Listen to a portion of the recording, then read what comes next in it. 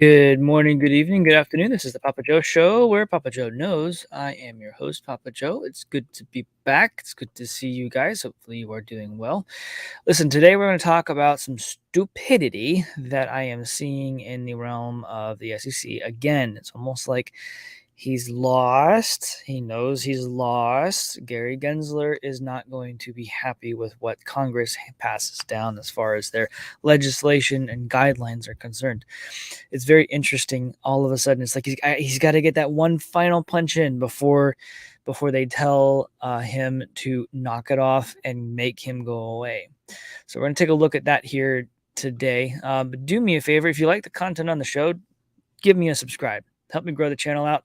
And if you are enjoying what we go over, smash those likes. It does help for sure.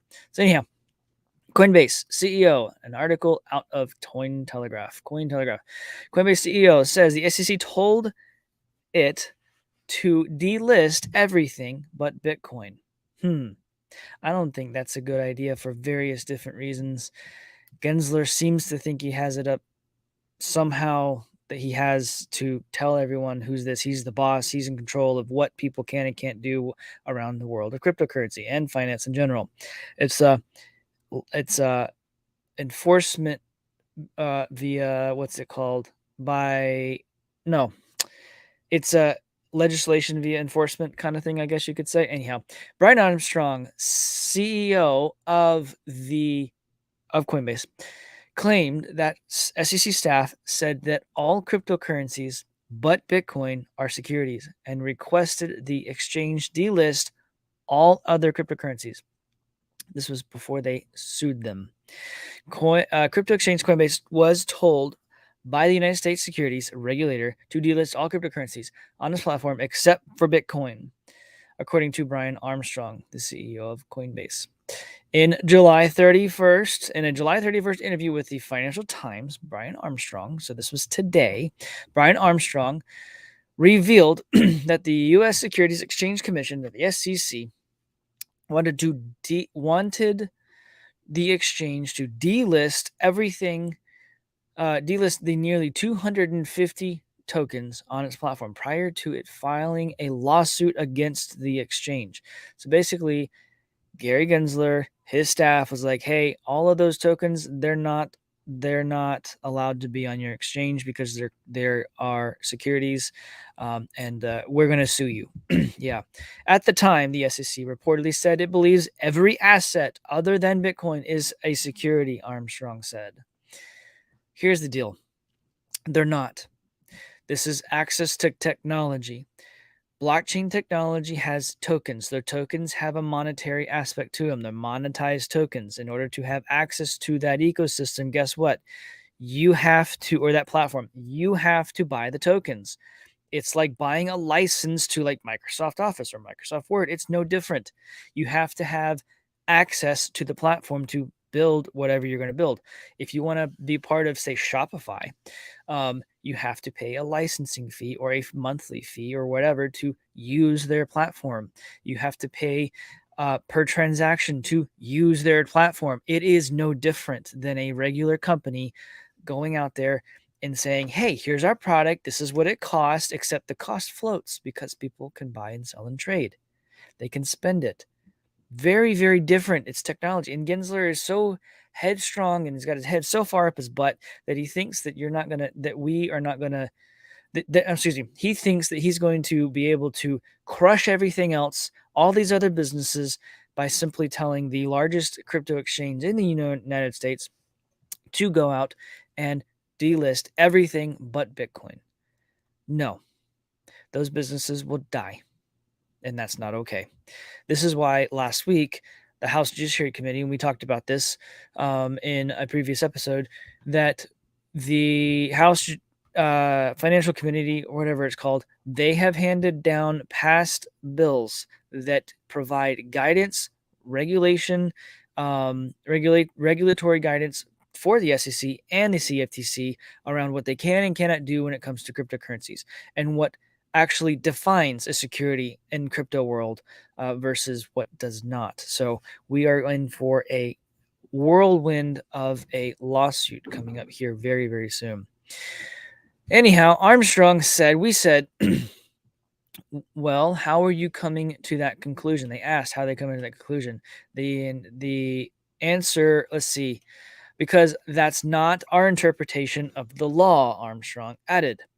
I love that he's pushing back instead of just saying, okay, Gensler, we'll do what you say. I'm really glad he's not doing that. I'm glad he's pushing back and making him tell them why instead of because we said so is not an answer.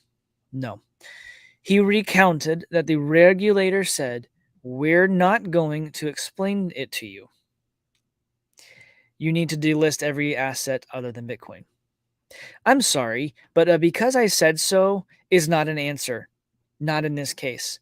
Not when you have livelihoods of millions of people now who have built businesses on top of platforms like Ethereum, like EOS. They're starting to build on other platforms, things like XRP, things like anything and everything that a business can run on top of. And I know we can go into, I've done it many, many times. It's more of a Patreon type of thing. Type of a show where I go into what blockchain is, how it works, things like that. If you want to know those types of things, I have done those episodes in the past. Go join the Patreon. It's $5 a month. It's not a lot. It helps pay for my coffee addiction. Anyways, y'all are great. Thank you. Anyways, let's see here. It is a similar view held by the SEC chair Gensler, Gary Gensler, who claimed in February, in a New York magazine, interview that everything other than Bitcoin is a security under the agency's remit. Really? How? Where did they get this stuff? I don't understand why they don't get it. Quoting Gensler in a tweet. There's nothing about the crypto security markets that suggests that investors and issuers are less deserving of the protections of our securities laws. In other words, this is a free market. It is outside of the realm of our control, and we want control. That's what that means. Anyhow, Congress could have said in the 1930s that the securities laws applied only to stocks and bonds.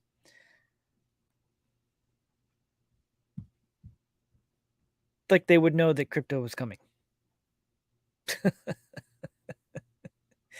Armstrong said that agreeing with the SEC's request could have set a precedent and would have essentially meant the end of the crypto industry in the United States.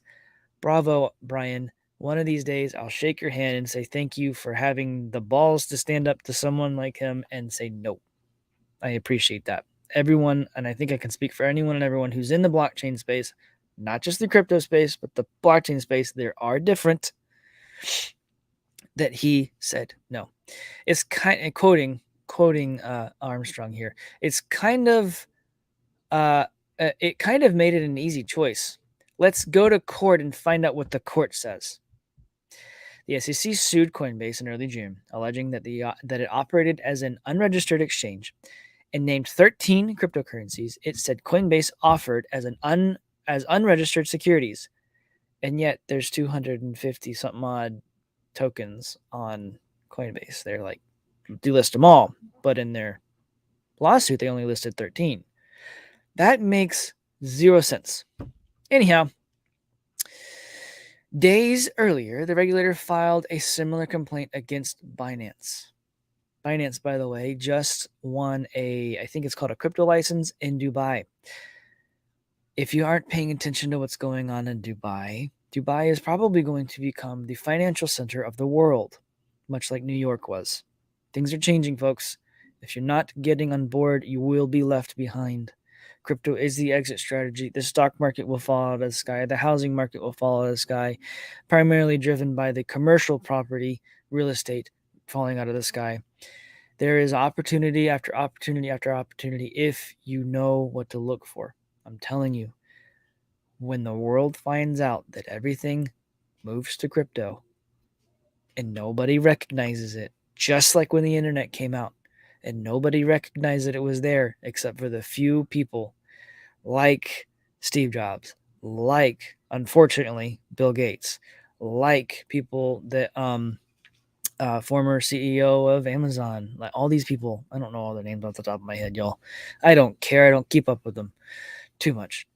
Anyhow, Let's continue here. The article again on Cointelegraph. The SEC told the Financial Times its enforcement division does not make formal requests for companies to delist crypto assets, but that its staff may share its view on what actions could violate securities laws. Really? Your dudes just told them to delist. Okay. Crypto industry oversight in the US hasn't landed on any one regulator, and the Commodity Futures Trading Commission, or CFTC, and the SEC have both taken regulatory action against crypto industry players. It's really, really irritating to me that they've done that. They are not educated at all. They're looking at this from the wrong perspective. And anyone out there in the great wide void of the internet who's watching this show, if you want them to be educated, contact me, get a hold of me, and I will educate them on how this stuff works. If they're educated and they're trying to manipulate things so they can obtain more, well, guess what? You know what happens to people who do those things. Rules for me and not for thee. It's not how this world is going to work going forward when it comes to crypto. It's just not. Legislation that would mostly hand crypto jurisdiction to the CFTC and clarify the SEC's crypto-related role passed the House Agricultural Committee on July 27th. So just a couple of days ago. We talked about this in a previous show. Go check it out. After its earlier passage through the House Financial Services Committee. Guys, just to put it into perspective, they have no jurisdiction. They meaning the SEC. The SEC has no jurisdiction over crypto. They never have, and I highly doubt they actually will. The CFTC technically doesn't have jurisdiction over crypto. Who has jurisdiction over a company creation? The local states do, because the companies get created in the local states. Who has jurisdiction over what a company can and can't do? If you want to do something nefarious, that's up to you. But if you're selling a good, if you're selling a service, if you're selling a technology or a platform, who's regulating that? No one is, because no one should. This is a free country, after all. We do have constitutional rights, and some of those things, like owning a business, right to commerce, right to be able to speak freely, right to say and do what you want to do, those are freedoms you have. No one's going to regulate them because it's under our current legal system. Guess what? As long as you're not doing anything illegal or harmful to people or the environment, you should be able to do whatever you want to do. And companies like Ethereum, companies like XRP, companies like Divi, companies like Litecoin, all these different companies, they're for-profit companies. They are out there building technology, selling access to it via a token. And guess what? That token increases in value because of the inherent nature of blockchain technology. People don't understand this. Gary Gensler doesn't understand this, and I don't think he cares. Actually, I think he cares greatly, and maybe he does understand certain things about it. But I've listened to some of his lectures when he was a professor at MIT. He doesn't know what he's talking about. I don't mean any disrespect to the dude. He doesn't have a clue what he's talking about. He might have some points here, might have some points there that might make sense. But on the overall blockchain technological perspective, he doesn't know what he's talking about. I've been in the blockchain space for a long time, almost the beginning. I was an earlier miner. I've been in IT for more than 20 years. I understand the technology pretty well. Could I build it? No. Could I tell the developer what I want built? Yes. Could I see that they're building what I asked them to? Yes. I just don't like to code. When it comes from infrastructure and how dots connect and how ecosystems are built and how like a company, a realtor, yeah, well, sure, realtors too, how business can be operated on a blockchain. Yeah, I really, really, really need you guys to understand. He doesn't know what he's talking about. Gensler has no idea what he's doing. He was, after all, the former CFO for the Clinton campaign. He is doing things, I feel like, nefariously for his own good, or people he's beholden to for their good, so that he can obtain more crypto. They can obtain more crypto. I'm not pointing fingers. I'm just saying this, when there's smoke, there's fire. And that sure as heck looks like what it looks like. Every time he opens his mouth, the crypto slams down. Why? Who cares? Why are people listening to this guy? He's a joke. It doesn't at all make sense. At all. Nothing about it makes sense. You're going to have to delist everything. Why? Because I said so.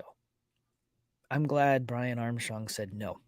I'm glad he said no, because just because I said so when it comes to legal matters is not an acceptable answer. I'm sorry, it's just not.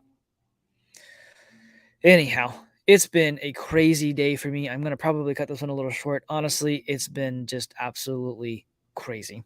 Got a very interesting week going on this week. For as far as show notes are concerned, today I should have the Patreon this afternoon. As far as Friday's Patreon, we're going to probably get that one set up this evening, much later tonight, just so everyone knows. Tune into the Patreon. We are doing a suppressed history series. I have a wonderful guest that joins me with all kinds of wonderful little tidbits that's been doing a fantastic job. Some of you guys have come to me and you're like, that's amazing. So check it out. Even if you don't like the stuff there, just go and check it out. You don't have to stay. It's perfectly fine. It's not for everybody. Other thing, let's see. Wednesday, I have a regular show scheduled for this guy for right now. And then Friday, I should have a regular show. I'm going to go ahead and do a caveat. My business is kind of starting to get some wind in the sails, so to speak. It has, much is listed in the description of the video. That's Astra Blockchain Consulting. We do all kinds of stuff. We help businesses solve problems with blockchain technology. It's kind of what we do. Also, if you have one-on-one stuff, you need to talk to me about things, grab some time, and we'll get some stuff figured out for you. Helped a guy this week. Definitely recognize some things that took place with some stuff. So very, very valuable stuff. Very, very valuable information from somebody who knows what they're talking about with it. And if you listen to the show long enough, you'll understand that that is true. Anyhow, also, yeah, that should work. Let's run through. Say hey to everybody. Y'all are all fantastic for being here as usual. We've got Tom. What's going on, brother? Thanks for being here every day, dude. It really means a lot to me. I mean that too. I'll be out all week. I'll be in California visiting kids, grandkids. Say hello to them. I miss all you guys. Hopefully you guys are doing really, really well. We got Larry in the house. Larry Stevens in the house. What's up, brother? It's good to see you, dude. Appreciate you being here as always. Cardano Anna. Hey, PAPAJO. Glad you're covering the Coinbase topic today. I was wondering why all of a sudden there was so much social buzz, media buzz around old case today. Always grateful for your perspective. Thank you. Thank you, Cardano Anna. I appreciate you being here, and I love putting my perspective out there. It's not for everybody, but you know what? It's mine, and I want everyone to know it's there. Y'all have fun with it. Divi will be huge over there. Divi will be huge globally, Tom. When the world recognizes, when Divi announces the stuff they've been doing, I'm telling y'all, they've been building some really amazing foundations. And I'm not talking necessarily with the tech. They've been building relationships. And if you have been in anything financial for any period of time, a relationship is almost as good as currency.